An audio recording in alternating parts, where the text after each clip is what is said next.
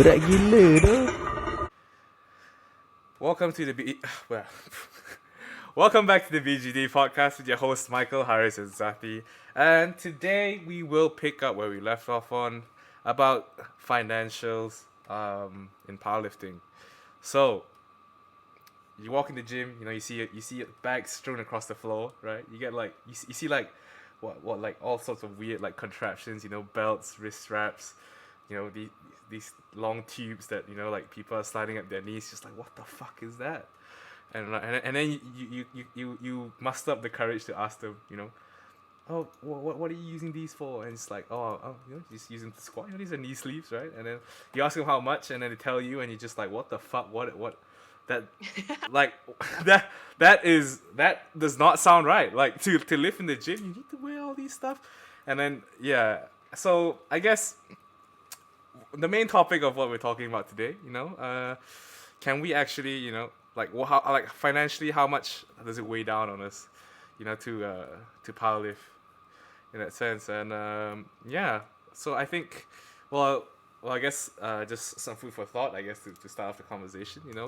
I think okay, let's talk about in general, just sort of going to a gym, right, in Malaysia. I think it's pretty affordable, right? Like you've got like gyms that got like RM5 per entry, I think that's the lowest one I've seen so far. Like I think like 1 year ago, there was like a RM3 per entry if you're a student and you go off peak hours. Like, yeah, it's really accessible. Like compared to like overseas, like it's really it's you walk down the street, you go to the gym, you pay $5-10, and you go in, right? And I think training itself is relatively affordable in Malaysia. What do you guys think? I agree. I mean, bear in mind, we're talking about training. So I think if for the sake of getting your basic 3 SBD, Yeah. should be no problem. Most gyms have them. Even in non-urban areas. I mean, I'm back in my hometown. I don't know if it's an urban, but it's definitely a suburban. You get access to, I guess, a fairly affordable prices, to quite relatively okay equipment to get by. So I think in that sense, yeah, it's affordable. But if you're talking about the level of, if you want to get specific, super specific for performance and whatnot, maybe not as cheap. So that's just two considerations that you need to consider. So what do you think, Harris? Yeah. Like Michael said, average the price of a membership or even like walk-ins to a gym is really not bank breaking at all. If you just graduated from university and you get a fresh graduate job, maybe you earn like 1,000 a month. That's like maybe 10% or even slightly less than, which isn't too bad. You probably still live with your parents anyway, right? So I think like a membership shouldn't be, in my opinion, shouldn't be bank breaking. And I think something that people might overlook or might tend to forget is that you get to choose the amount of the degree to which you want to actually invest in a gym. You can, there's a lot of options. You can go to this a more bougie commercial gym, you can spend more. You can go to the walk-in Abang Sara gym, which costs like RM5. Walk in.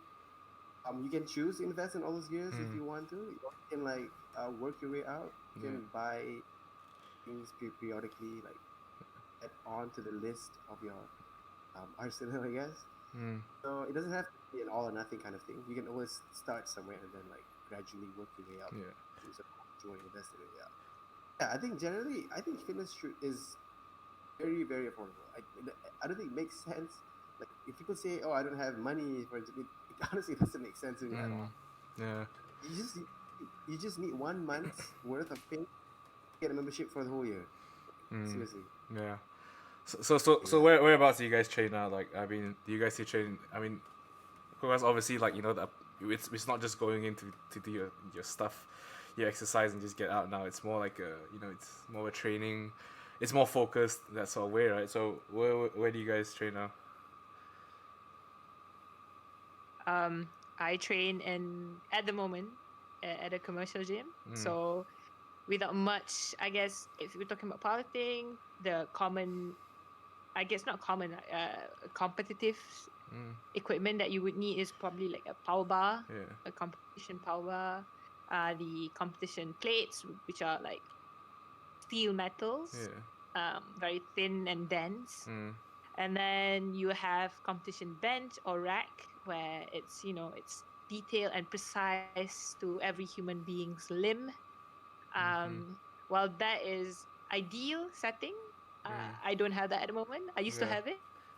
And now we're in Corona lockdown, so we just got to deal with what we have. So I'm back in my current. And then not too bad. Hang Not on, too bad. I Zati. think Zati, for hang on. 100 Stop. ringgit a Zati, month. Zati, stop. Your mic is like echoing a lot. The lizard man got. Is that Hello? Hello. Oh my god, you sound like it's like someone. Yeah, your voice is a bit weird now. It's like, Hello. yeah, that's a lot better. Okay. Okay. Why do I sound like a guy? No, it's like all robotic and like it's like like yeah. Okay. Demon AI. Demon, yeah, demon, yeah. Yeah. No, so I was saying that Uh-huh. I train right now in a commercial gym, Yeah. which I pay around 100 ringgit a month, dirt cheap in my opinion, and that's not even like the cheapest they offer apparently. If you're like a senior citizen or if you're a student, you're literally paying 70 ringgit a month. And that in my Damn. and it's on an honest opinion, that's super cheap given what you're given access to. Yeah. As a full deck gym with bodybuilding machines, with CrossFit rags, which in my opinion a powerlifter can use. I think if you're not too sensitive to equipment, which I think a lot of people who starts out don't really necessarily need the level of specificity that I guess a more elite lifter or a more experienced lifter would need. So I think where I'm training right now, I'm quite satisfied. More so, I think the only annoyance that I have is that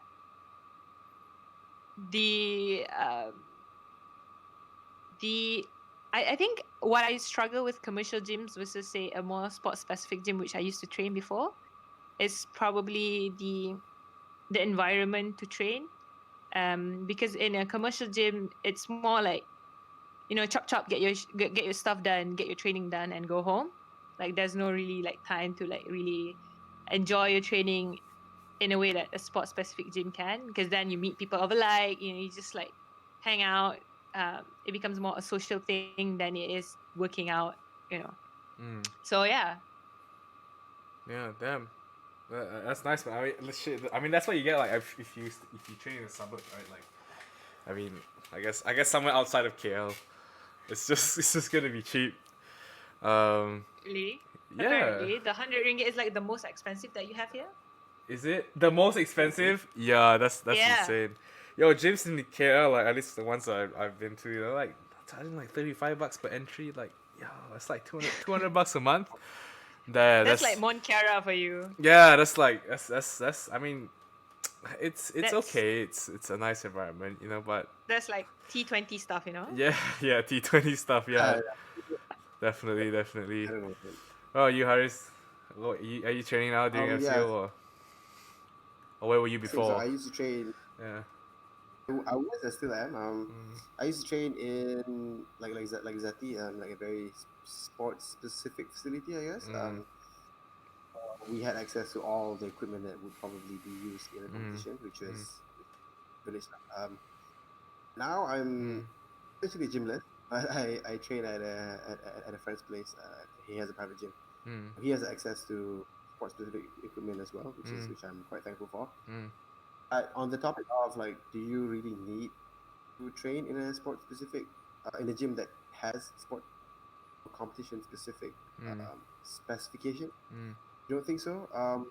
You can still perform like Zati said, you can still perform all the 3 competition lifts in a normal walking gym or even a commercial gym. And in fact, I think quite a few commercial gyms are catering to powerlifting. For example, like Celebrity Fitness, I think now most of them have a deadlift platform. Oh, really? Most of them have equipped with Eleiko. Like I've seen some that have the Eleiko squat stands, and they also have the Eleiko bumper plates. have the helico bars as well. So you know, like, yeah, if you yeah. So I think it's catching on in terms of like commercial gyms. Mm. Um, allow chalk though, maybe not. Yeah, But yeah, it's I mean, yeah, that's one obstacle. But I think if you use liquid chalk, it shouldn't be too bad.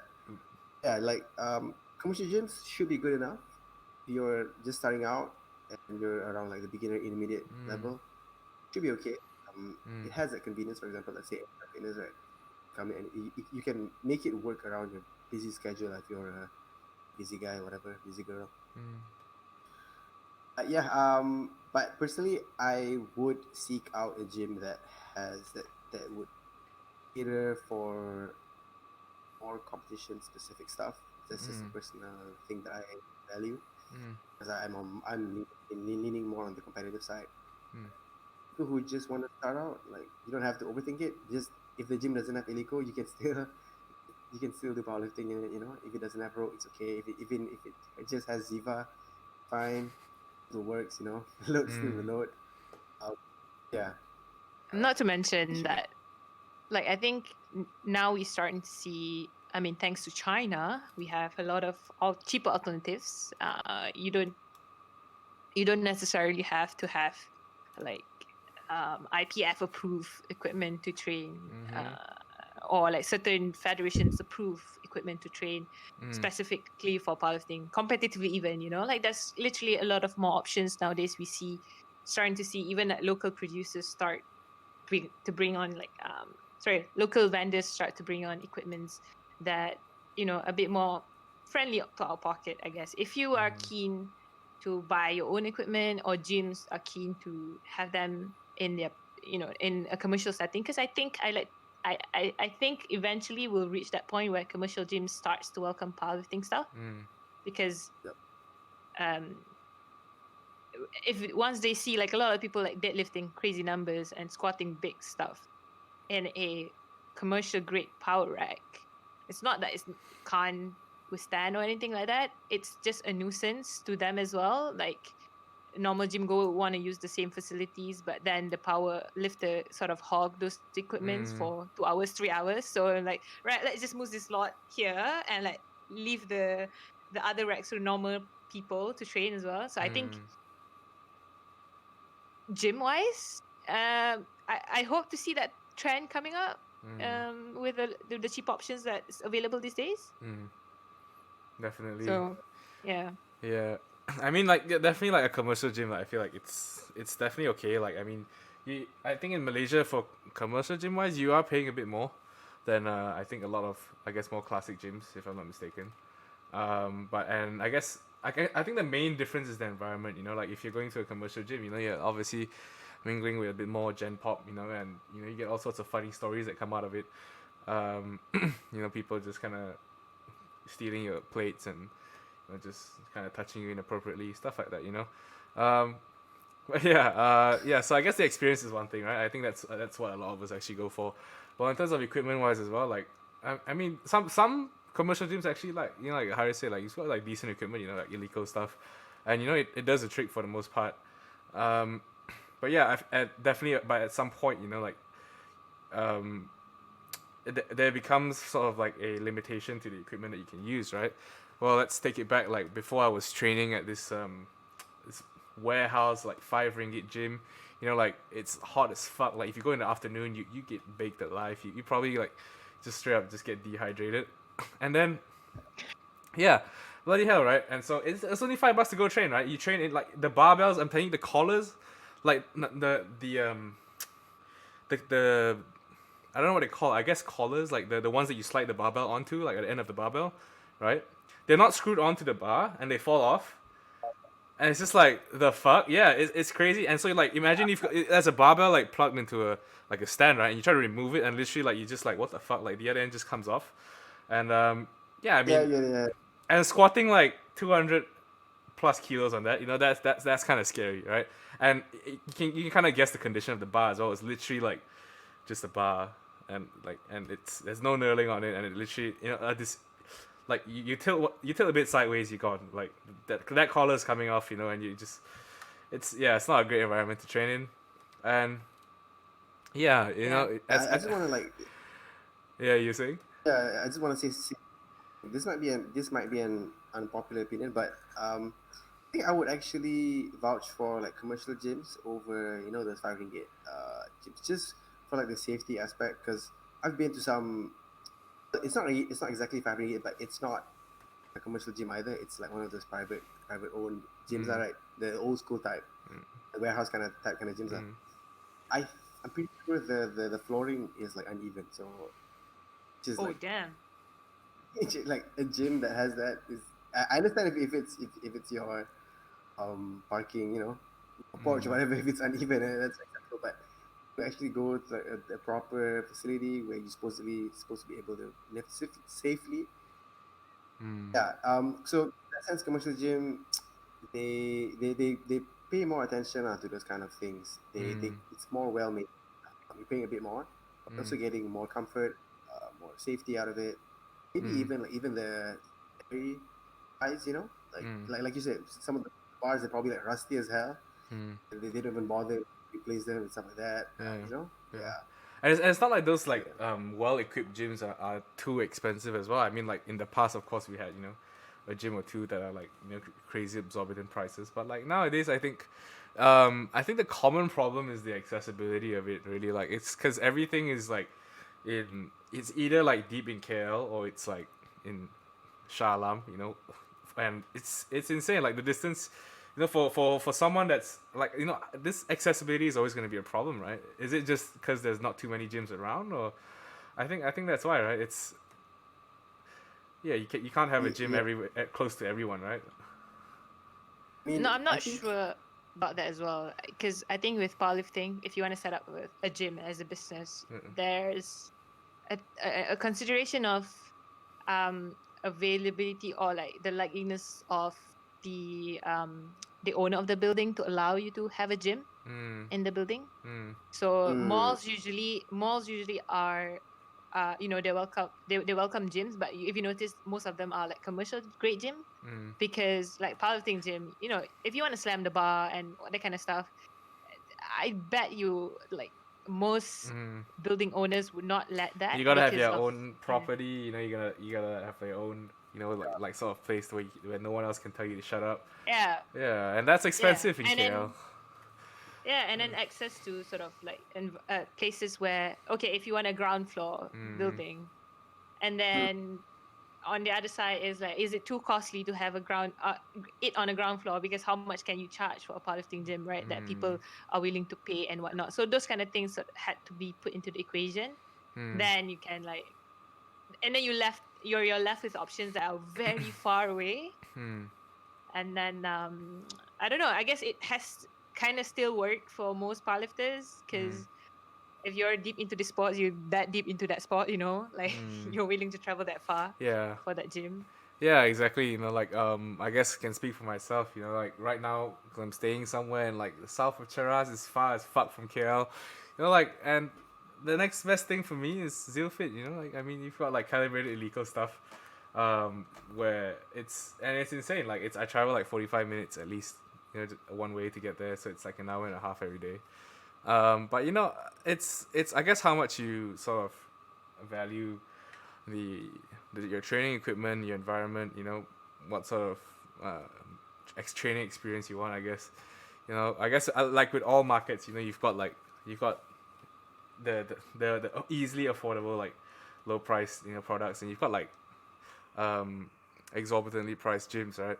But I think in the case of like this Zeal in Shah Alam, I think it's pricing, it's okay. It's just a bit out of reach. I think that's why it's there's not that many, I think, people training there as well, right? Yeah. I think we can say. mhm, yep. Yeah, okay. So yeah, I guess in terms of powerlifting, gyms are definitely a big factor to consider, and yeah, if you powerlift, like I'm also assuming that you've kind of had a thought about competing, and so how much does it cost to compete in Malaysia? I think from experience, um, it's not too costly in some federations. Would you guys agree? Or is it just like I think it's pretty. I mean, for some federations, it could be pretty expensive to compete. I think wait, let us see. With let's just name the federations that we have in Yeah, Malaysia. yeah. So Let's we talk. have Let's the talk about federations. Yeah. so we have the IPF, which Mm-hmm. is in Malaysia is known under MAP. That costs the membership. The last time it was 100 ringgit, right? If I remember correctly. I think so. Uh Yeah, It's like 180. That was a bit more. oh, right. Sorry, the Uh, membership is no, the 80, but the 100 is the meat fee. right. Yep. So So yep. it's say if you compete Mm. once a year, then you already have to pay for the membership on top of the meat fee itself. Yeah. So that's 180. Mm. And then with MAP, there's not so much. Not the frequency of meat is not as high as the other federations. So I would consider on that to be the high end, I guess, Mm. price wise. Then you have the GPA, the membership. I can't remember what's the I don't think. I membership don't think there's for membership. GPA. You just like go and compete. If I. Right, right. Yep. So there's no membership for that. Yeah. And then the competition fee depends on the level. So you have the national level, you have the collegiate level, you have as well the I guess the Asian level, which is the APA. So those are priced differently, and it depends on the kind of meat that you have. So the full meat would be priced usually more than the push pull or the collegiate, because collegiate are for students. Is for students. And then you have the new and upcoming, which is the Mayhem, which is now sanctioned by IPL. The first meet was 200 ringgit. I guess the most expensive out of all. But I think it made sense why it was expensive. It was at a very, I guess the meet was run quite well, equipment wise, very satisfactory.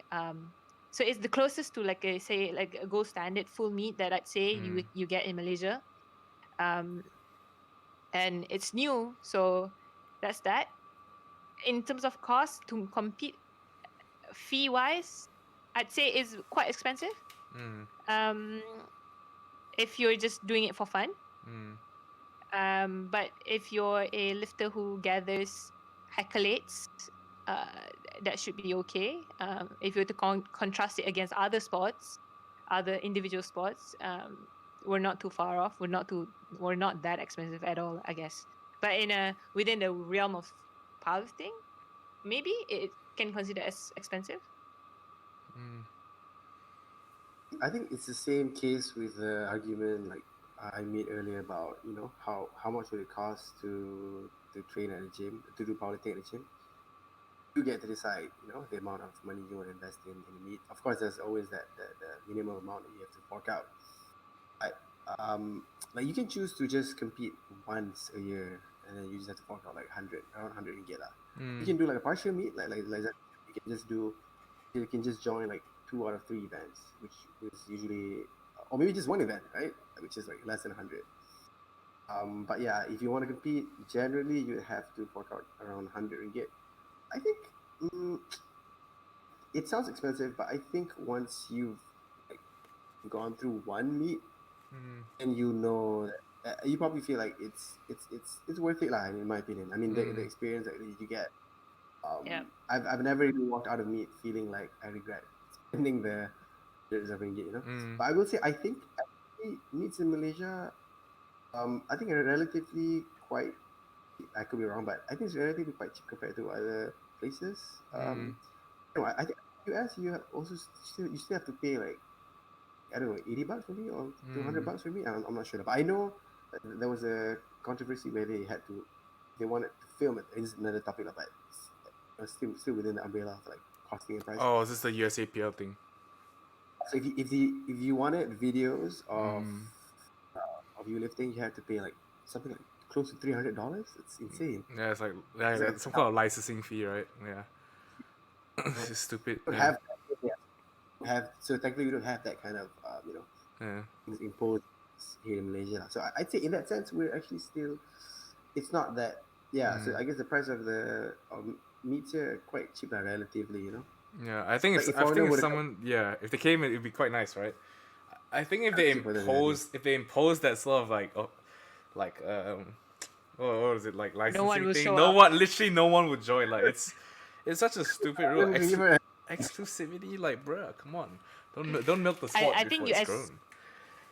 honestly USAPL, Mm. okay, off tangent, but USAPL can and able to leverage on the volume that they get, the Yes. attention that they get. Yeah. So I think that's just an opportunist move from Yeah, USAPL.